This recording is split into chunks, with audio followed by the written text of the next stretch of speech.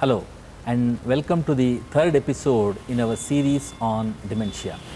So in the first two episodes, we learned a lot of information about different aspects of dementia, including the causes, diagnosis and treatment.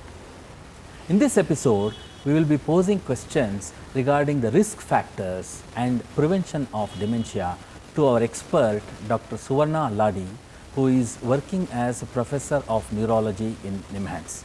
Namaste, doctor, and welcome to the third episode. So, in this episode, what we want to focus is mainly on the risk factors and also the prevention. So, if we can just highlight few things about the risk factors that could contribute to dementia. I think that is a very important question, Dr. Bharat. This has implications for reducing burden of dementia as we are aging. If middle-aged people, all of us, try to understand who is at risk of developing dementia. We are often asked, am I at risk of developing dementia? Okay. So a lot of scientific work has happened. Okay. Population-based studies have been done. Okay. And we now know that there are about 10 to 12 risk factors for dementia. And the good news is that these are all quite modifiable. Okay. So the most important risk factor for dementia is how we lead our lives. Okay. So vascular risk factors, especially in our country, will be very important. Hypertension, untreated, diabetes, reduced physical activity if you lead a sedentary life, obesity, and then smoking, excessive consumption of alcohol. All these are risk factors for dementia. Apart from this, what we also know now is that low levels of education early in life. So there is something that you can build brain health by educating your population, and illiteracy or low levels of education is itself a risk factor for dementia. And in our country, we know that 26% of people still can't read and write, and that is a risk factor for dementia. Okay. The other things that we know are new things that have come up in the last 5 years is that our state of mental health, depression, people who are depressed are at a higher risk of developing dementia. Okay. And people who are socially isolated.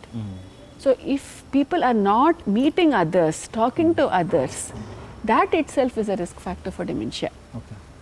And another new risk factor for dementia that has been identified is reduced hearing. Okay. So people who have difficulty in hearing. So these head injury.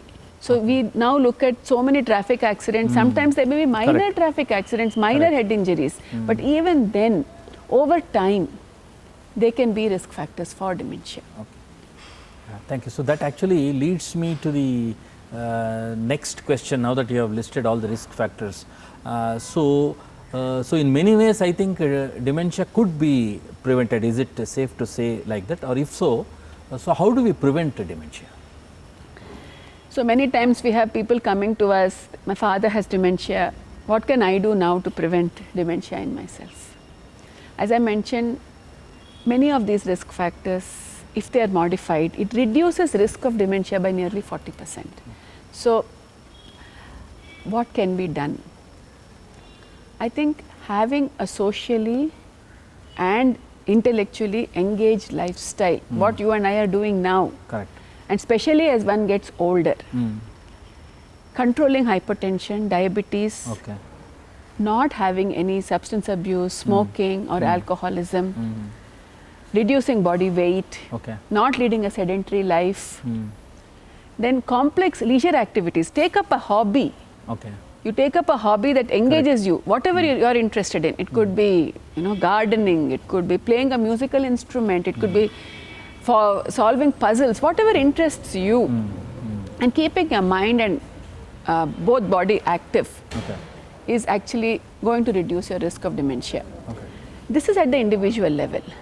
But at the policy level, we need government programs that will control at a population level, mass screening of hypertension, mass screening for diabetes, Okay. reducing pollution levels, reducing the risk of road traffic accidents and head injuries. All these will reduce risk of dementia. What I'd like to say is we go down memory lane.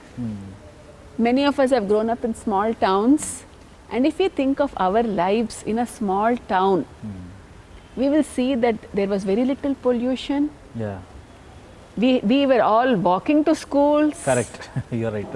Stress is a risk factor. We didn't have that kind of stress. So what I'd like to show in the next few minutes, in the background of a patient who comes from a small town, who is singing for Lord Krishna. She sings Krishna Ni Begane Baro, and I'll take you down memory lane, and you will see how our lifestyles in small towns were actually quite protective. We need to go back to those lifestyles to reduce risk of dementia. Correct.